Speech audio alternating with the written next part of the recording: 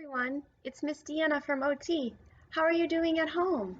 Well, all of your teachers and therapists and your friends, they miss you so much. And hopefully we'll all be back together real soon. In the meantime, I have some fun sensory-based activities that I'm going to show your mom and dad how to do, and maybe your brothers or sisters or anyone living in your house can join in too.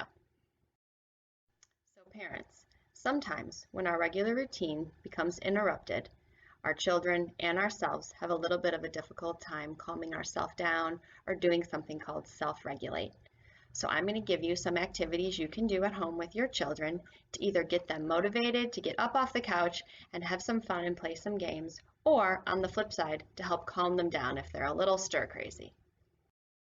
First of all, if the weather is nice, get outside. If you have a jungle gym in your backyard or a trampoline, get outside and let them play, jump, skip, climb, hop, any type of movement-based activities. I think we all know that. Also, if you don't have a jungle gym or a trampoline, that's perfectly fine. Have your kids do jumping jacks in the driveway. Have them roll around in the grass. Have them do forward rolls or somersaults. Any type of movement that you can give them is a great way to self-regulate and calm your body down or get you motivated to do some fun stuff. So the first activity we're going to do not only works on hand strength, but it also allows you to get some good pressure and feeling through the small muscles and joints in your fingers. I have my two little boys here that are going to help me. Their names are Reeve and Will.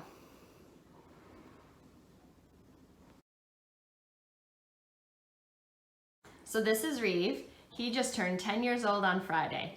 He's going to show us what we can do with just a sponge and a simple bucket of water.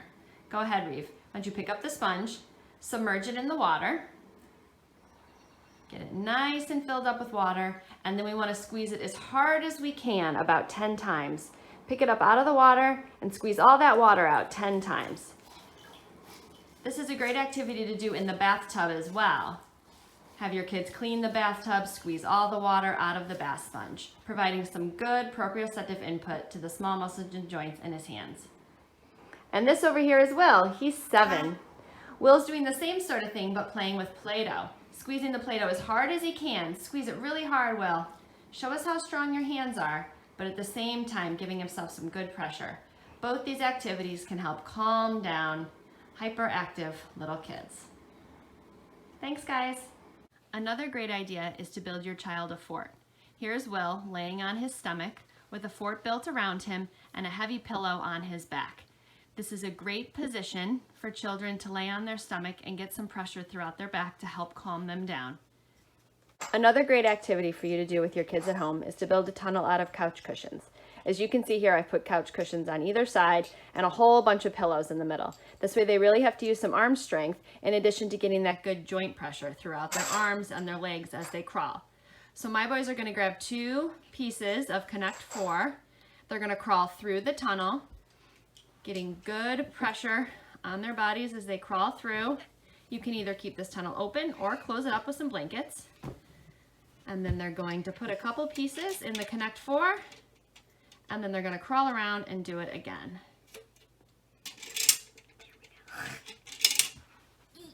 Great job, Reeve.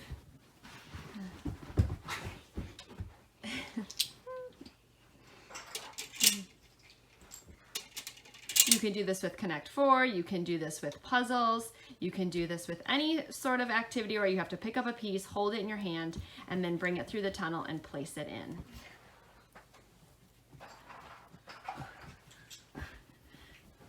Reeve's doing a little bit of an army crawl. You can also be up and down on your hands and knees. Thanks, guys. Another great activity for your children to do to incorporate some heavy lifting for our hyperactive or busy kids is to have them lift up books or some canned food items and put them into a laundry basket. So here's Will. He's going to load up a bunch of his favorite Lego Star Wars books into the laundry basket. Yep, go ahead, do them all, buddy. And he's going to take some of these canned food items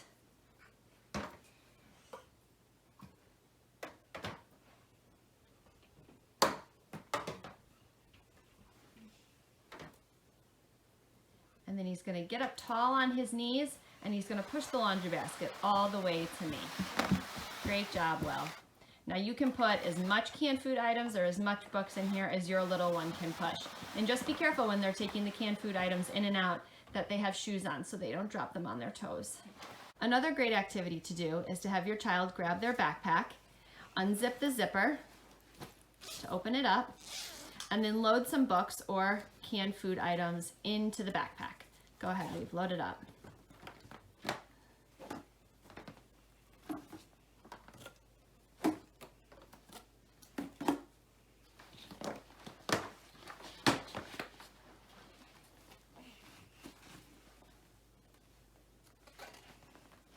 Also has to work on spatial relations a little bit here and trying to get it all to fit in the backpack.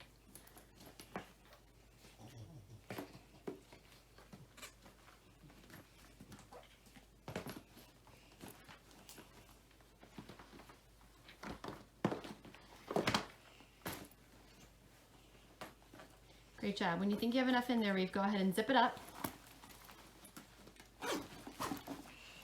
And Reeve's going to put it on his back. If you have the little front clip, go ahead and clip it forward. Great. So here we are outside, not the nicest day, but still okay to be outside. And Reeve and Will have taken their backpacks that are filled with canned food and some books, and they're gonna go for a short bike ride.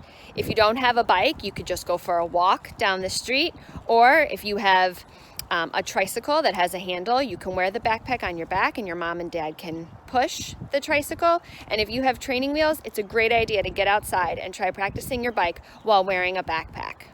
So here they go. They have their weighted backpacks on. And they're gonna go down all the way to the black car. They're working on balance because they're riding two-wheelers, but you can get the same effect if you're riding in a tricycle or even just walking down the sidewalk.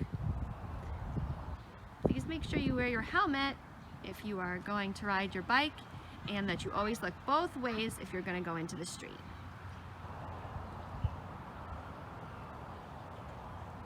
Hola. So here's Will. He's still wearing that backpack filled with books and some canned goods, and he's been given an empty milk carton. He's going to take that carton and walk down the street on the sidewalk, and he's going to find some stuff to put in it. We could find rocks or sticks or leaves, anything that can either add some weight or just put some stuff inside this milk jug. This works on a variety of tasks. If we put some rocks in it, it's going to add some weight to it. And depending on how big the items are, it's working on some grasp patterns, some visual motor skills, and some bilateral skills as well. In this video, Reeve and Will are going to show you how to wheelbarrow walk.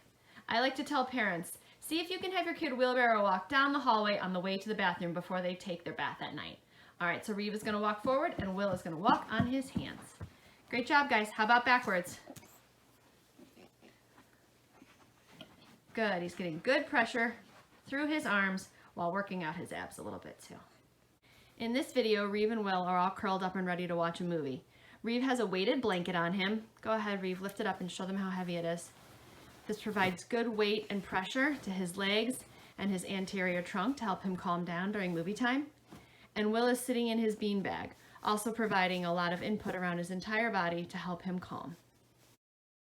I hope you enjoyed watching the videos of Reeve and Will, and they gave you some good ideas for you to do at home. That's just some of the fun things that we've been doing at home. Remember, even just sitting on the couch and getting a tight hug or getting wrapped up in a blanket can also help calm you down if you're feeling a little anxious. I hope we're all back at Building Blocks soon, and if you have any specific questions about your child, please feel free to reach out to your child's therapist. We're all here to help.